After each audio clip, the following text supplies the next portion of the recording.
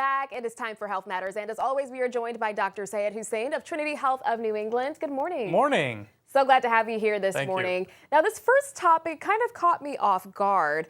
A lot of people tend to do their best to eat healthy, but they may not be losing weight as quickly as expected. So why does that happen? Yeah, let's peel the onion on this one, Symphonie. So basically, healthy eating, we all talk about healthy eating. We want to aspire to having a healthy diet with green leafy vegetables, all of that. But does that always translate to weight loss? No. So the short answer is no. So you need to be very mindful of what you're eating that's under the healthy category and the quantity.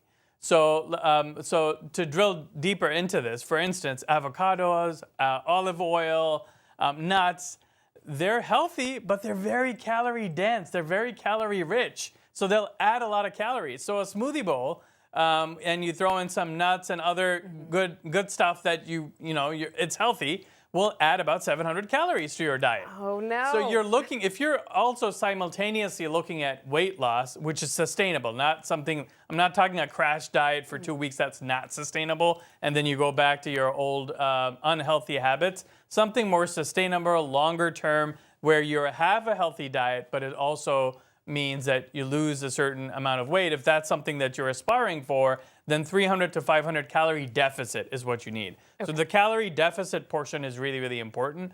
And you can have some, you can throw in some exercise there, strength training or cardio. But in addition, making sure that what you're eating makes sense, making sure there's fiber as well as protein in most of your meals, and then looking at the quantity and what exactly is going in will be key. Awesome. Okay, that's tough for me because I love a lot of those things that you mentioned. Avocado, love it. Nuts, peanut butter, all of that. All healthy, of course, but it comes with a caveat. Exactly. Okay. Moderation is important because they're calorie rich. Okay. Speaking of a healthier lifestyle, a report has come out saying that there may be a connection between strength training and it being beneficial to people who experience depression. Yeah, so let's talk a little bit about this. So this adds to the growing body of evidence. We've seen studies in the past as well that indicate this. In fact, there was a meta-analysis done of 33 studies a few years ago, which also said, basically that not only cardio, but strength training as well can decrease symptoms related to depression.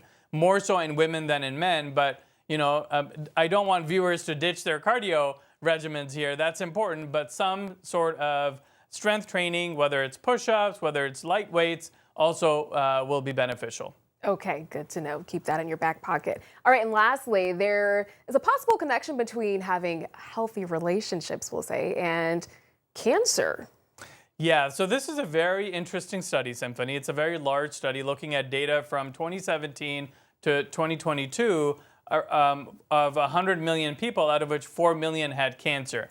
And then looking at their marital status and if there's any relationship. So what the study found was there's not a lot of difference between those individuals that are married and those that are single and cancer when there's a strong screening program present. So for instance, prostate cancer, breast cancer, not a lot of differences. However, when you look at lifestyle modifications that could be made and cancers linked to lifestyle, so smoking, heavy drinking, sexually preventable infections, and cancers into those were higher in the single category, those that had never been married, never wed, compared to those that are married. And that, sort of makes sense because, if you're single, you may have a little bit more riskier profile. You may smoke, drink, may not always follow up in terms of your routine screenings and health appointments. And in fact, the study found men who were single were seen to have 5 times higher rates of anal cancer than those that are married.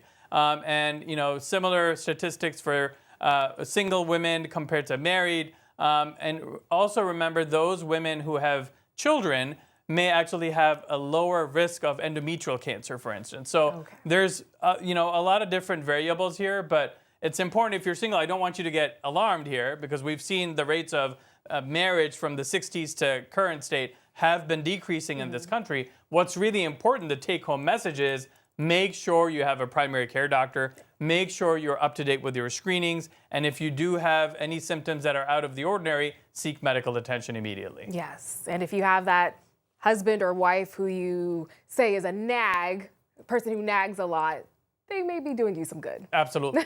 And one more thing, lifestyle modification. Okay. It's in our hands. So quit smoking, moderate your drinking, and be more responsible when it comes to all of these things to prevent disease. All right, thank you so much for joining us. Sure, thank you for having me. All right, back to you.